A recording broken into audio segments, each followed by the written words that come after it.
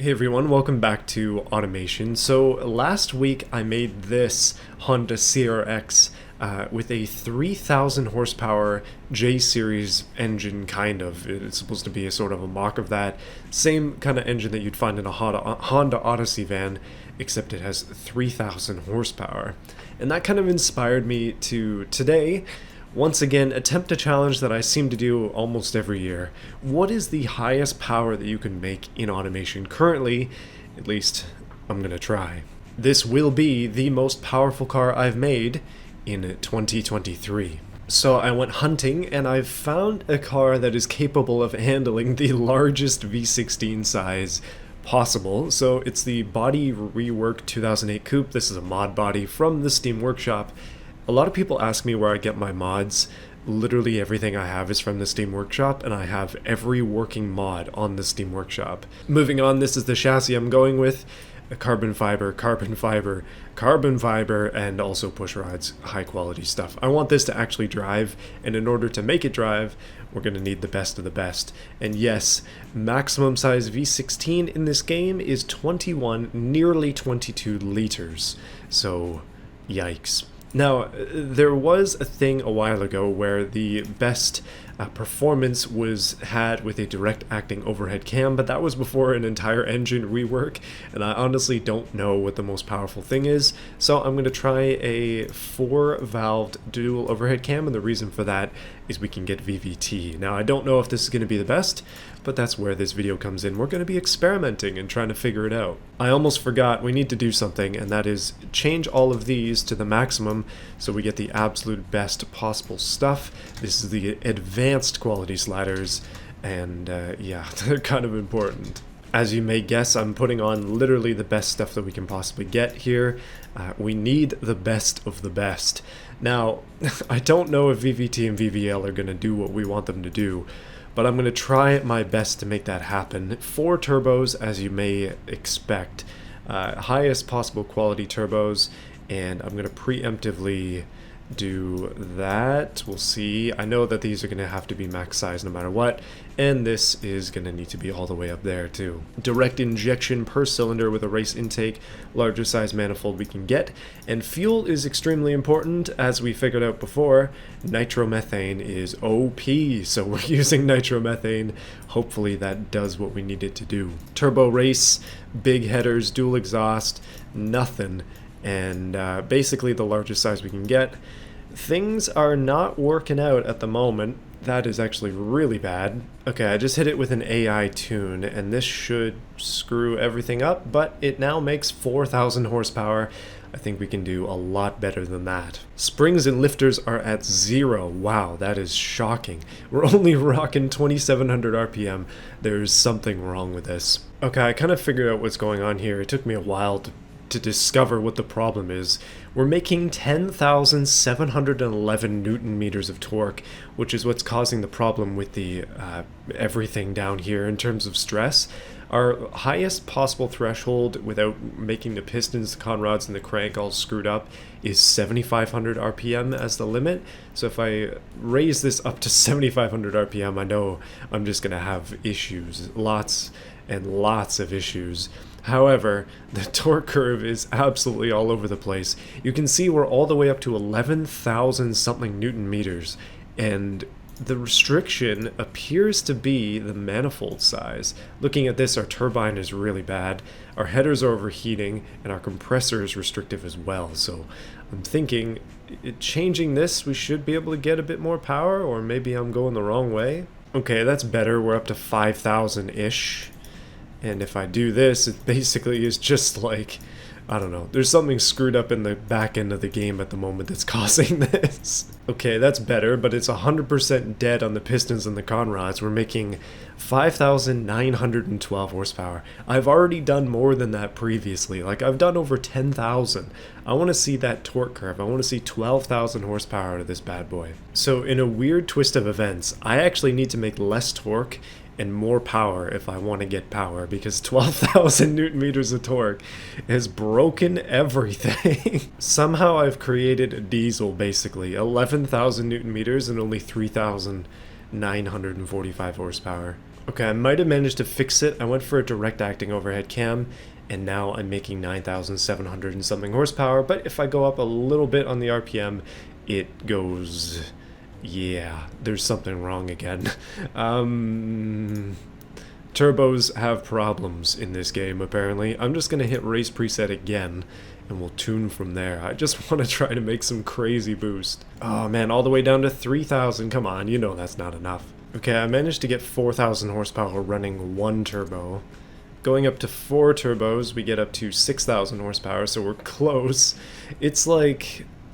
man, I don't know what's going on, but there's something wrong with the game where the way that it's calculating torque is just absolutely insane. I'm not sure if it's a nitromethane problem, but having 11,800 Newton meters of torque gives us terrible reliability, and it won't let me go past a certain RPM threshold just because of it. So, I don't know. I almost want to try and just tune like a naturally aspirated engine and see if that's any better, but at least now it's like not going super funky, at least up until 7,400 RPM.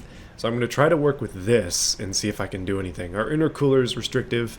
I can definitely fix that. And see, boom, the temperature is too high, and then it explodes, and then it's done. 12,800 Newton meters of torque, because as soon as I give it any more power, it just grenades.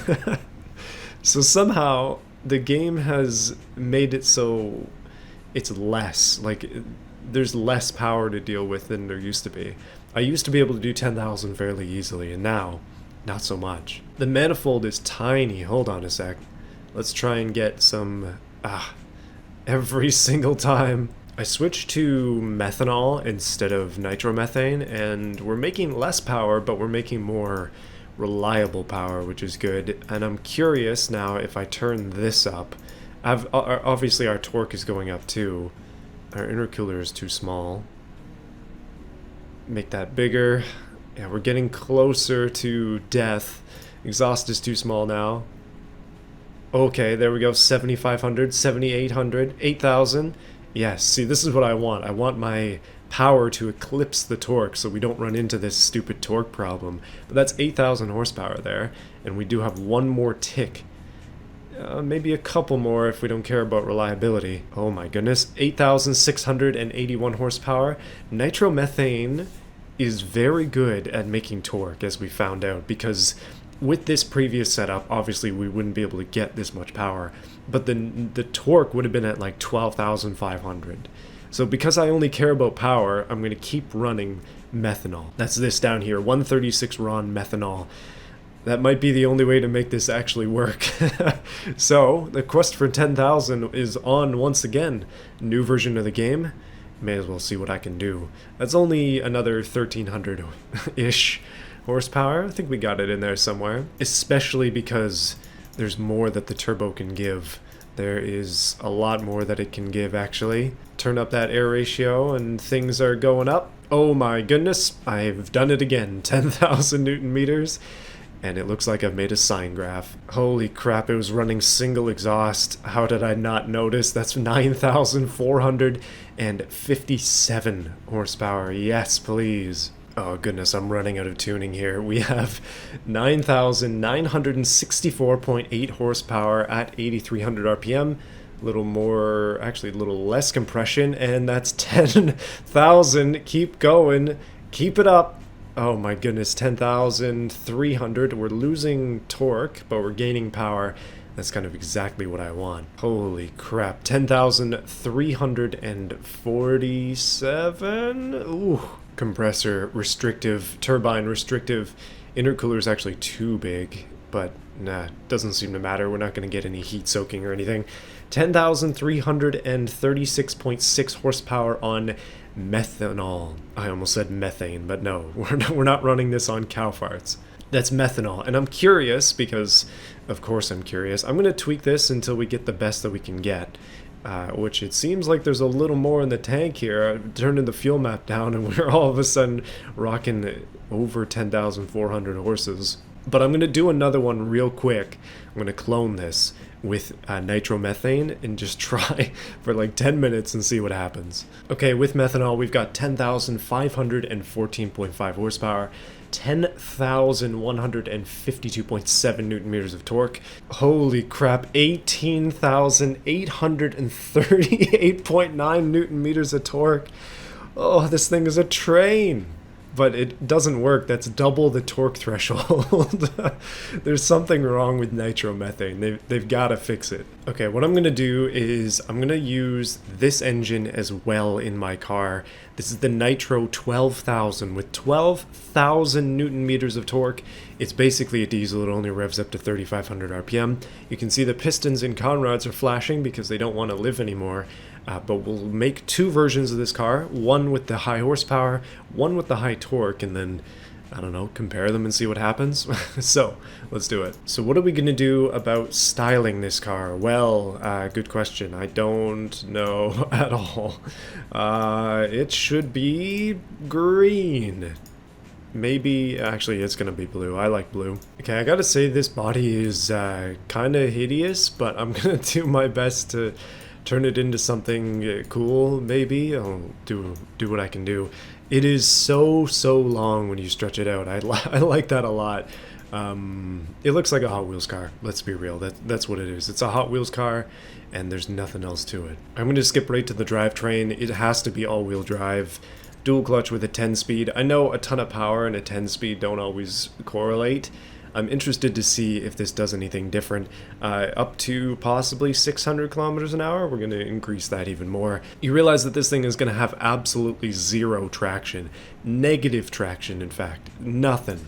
It will not have any traction. 648 kilometers an hour. I want to see it.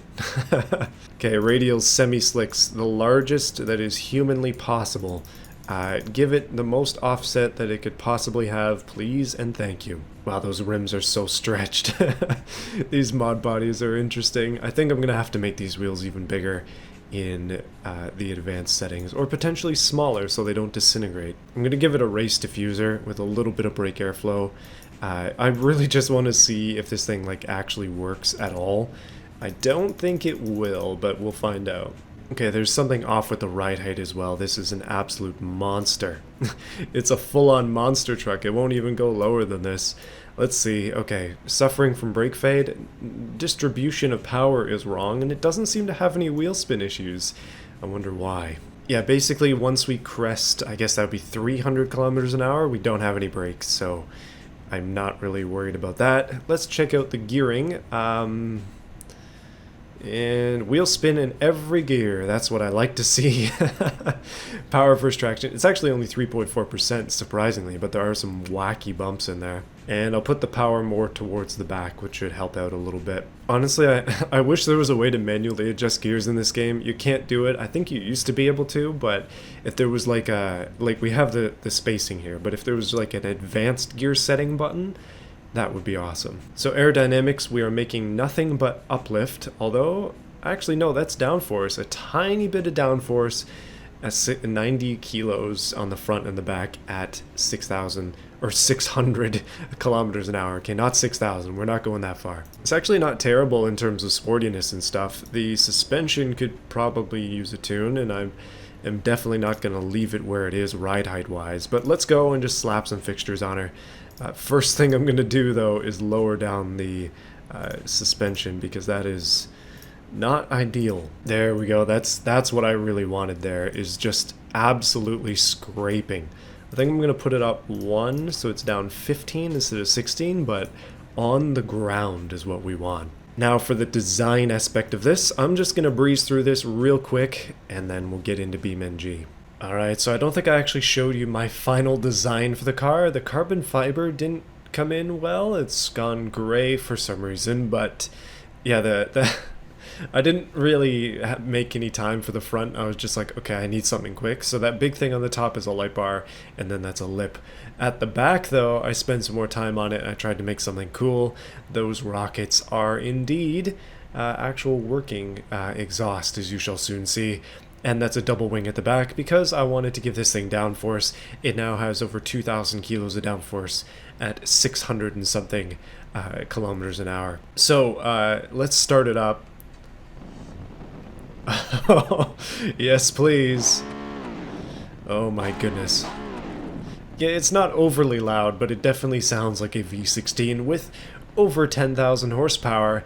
Let's give this one a shot. And then I just made the other one. This is the Nitro version with 5,000 horsepower, but it does have 12,000 newton meters of torque. And I'm curious to see if it actually makes any difference. Yeah, seems like at the top end things are going to be different, but the gearing on these is exactly the same.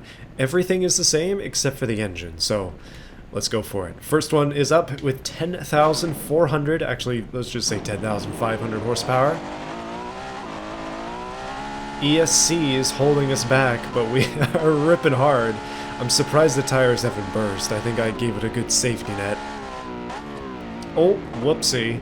Well, first run is a bit of a failure. Honestly, this thing is relatively controllable, all things considered. Sport mode ESC, and yeah, it's wheel spin city, as you would expect. The rear tires have deflated. I tried to shift up a little bit there to see if revving it in gear number 10 actually makes any difference.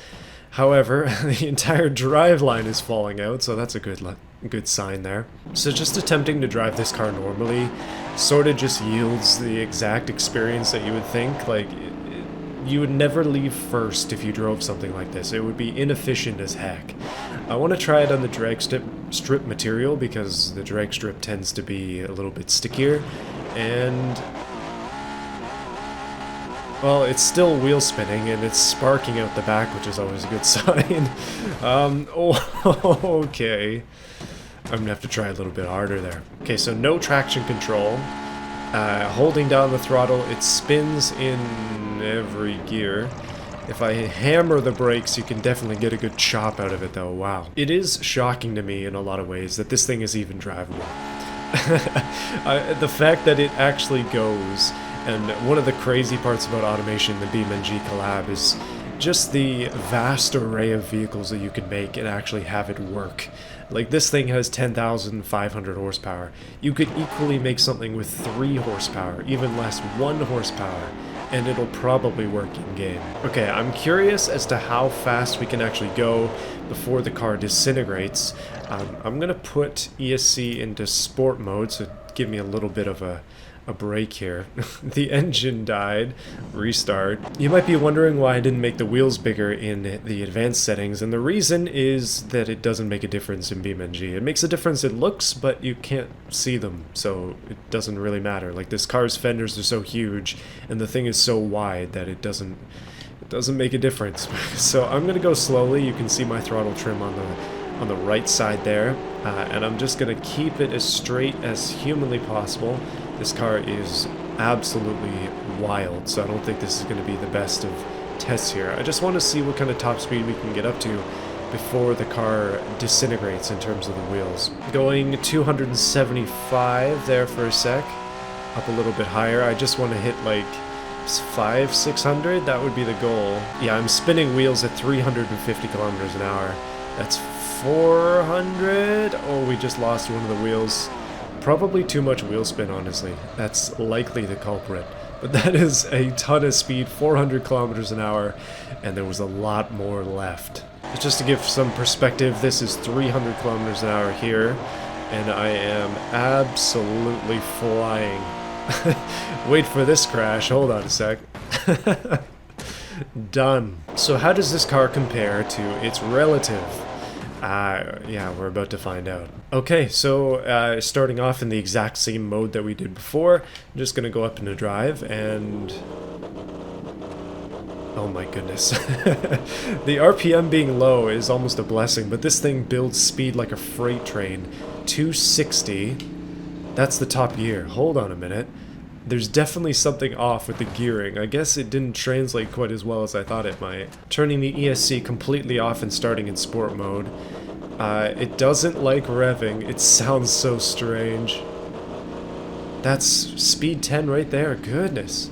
I guess because it has no rev range, the gearing has to be entirely different. Like, we run out of revs at this speed. Oh, this is gonna be bad. Interesting though, because of that, it's actually significantly more controllable, and I'm curious about something. We're gonna have to try these both on the drag strip. Which one is faster? Which one is better? You decide. Alright, let's race the nitro versus the methane. I'm going to be driving the nitro first. I'm just more curious to see what it'll do. I think this is going to be interesting because basically this is traction limited. The wheels are exactly the same. You can see there that that car had some problems. I don't think I'm going to rev up right at the beginning because... oh my goodness, it's struggling so much. Alright, perfect. And off we go. Oh no, it's actually slower. I'm not sure if they were running ESC or not, but I failed. No, what was the score? Okay, so on the left side, 8.5 at 176 for them, and 8.6 at 146 for me. Let's try again. And we're off. This time I'm determined to do better. Against my own car. Oh my goodness. Actually, I almost caught him there. That was so close. 8.4, 8.7. Again. Alright, orange car that has double the power of me. You are going down. There's nothing else that you can say for yourself here. This is me versus me. The designer versus the designer. Although it doesn't seem like they're lined up. Even though it thinks it is. Here we go. Wheel spin off the line, probably not my best call, and he is gone, absolutely gone. I can't keep this thing straight. That is 8.3. That car just keeps getting better. Holy crap. Alright, there he is over there. That was me a couple of minutes ago. I'm gonna try Sport ESC. And we'll see. It says remember to set the gearbox to realistic mode. These scenarios are so glitchy, it's ridiculous. Okay, I'm lined up. I'm not gonna rev off the line. That just is gonna give wheel spin to this car. Here we go. Oh, I'm a little late off the line. Sport ESC. Keep it together. Keep it together. Oh my goodness, I just suck. So we saw an 8.3 from the other car. That's an 8.9 from the same driver. And an 8.7 from me. Wait, was I technically faster? But I got DQ'd for crossing the line. Oh my goodness. Well, there you have it. This is the fastest car, kind of. It's not really the fastest. It's pretty uncontrollable. It turns out when you give a car 10,500 horsepower, it basically can't drive at all, and it just crashes and spins the wheels at every possibility. Yeah, I didn't learn anything today. But this is, by a long margin, the most powerful car I've made this year so far. And I hope you liked this video. Let me know what you thought of it in the comments. And if you think you can make something faster, then why don't you buy Automation and BeamNG, links in the description, and then tell me how fast you get, because I'm very curious to see if anybody's made any more power than I have. I'm sure you can. I've only been at this an hour. There's people with a lot more time than me. But if you like this video, be sure to subscribe to this channel and also like this video if you liked it, and obviously drop a comment if you want to. I would appreciate all this sort of engagement stuff. We're going for that 100K this year, boys, as I have for the past 5 years. I'm hopeful though. Every year I get excited. We'll see what happens. We'll see. I also have a bunch of other stuff going on. Stickers are still for sale on my website. I have a few left. And obviously, if I posted this video and you see a little live icon with my name on it, then be sure to click it. I'm probably playing BeamNG on stream, hanging out with everybody and doing some showcase stuff, which will be pretty interesting. So, check it out. Until next time, everyone, I'll see you again very soon. Probably less power stuff next time, unless you want more. You tell me. Tell me in the comments if you want more. There are quite a few new join button members, which is extremely exciting, and I just want to thank those who have chosen to join the V8 tier. We have Overlord, QT Bear, Terrio1, J Pope, Davis Heister, the German dude, Sinlab, Baja Blast, Trevor Cousin, Goofy Plays, Phoenix Shark, Nat64, and Mancini Country, Badger, and Shadow Jasper. Thank you for joining the channel. I appreciate it a lot. I'll see you guys again soon, and yeah, more videos to come. If you want to get your name on this list, then be sure to hit the join button, subscribe to the VA tier, and you'll be put in the name calling. And I also have i4 Turbo, and i4 is the cheapest of the cheap for those of you who can only support a little. I appreciate all of it anyways. Anyway, guys, thank you again. See you again soon.